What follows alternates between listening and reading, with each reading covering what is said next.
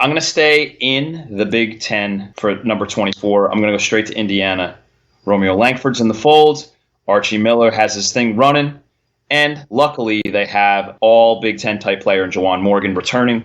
And I think the X factor for them, if they can have Deron Davis, 6'10 big, come back healthy, I think that would be a giant boost for this team. They would have their wing player in Morgan. They'd have their difference maker and scorer in Langford. And if they could have somebody anchor that defense down low. And if you remember, Davis had that nice game against Duke when he's playing those 2 lottery picks of Carter and Bagley. He had 16 points. So he held his own against these bigwigs.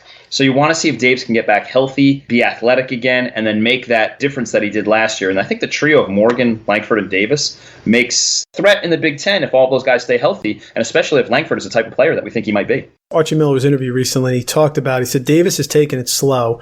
Practices, he's on path to start the practices with October 1st. He should be cleared moving forward, but he said he's got to regain his conditioning. Justin Smith saw his role grow last year when Davis was out, so I think he can make a big leap for them. And Romeo Langford is a special player. He's a difference maker, 6'6", 215. Gus, you are not going to see him come in like those Kentucky guys did and, 5 stars and they're averaging 4 points a game. Romeo Langford's going to get the ball. He's going to be allowed to score. He could absolutely be some type of All-American player this year, especially if Archie gives him freedom.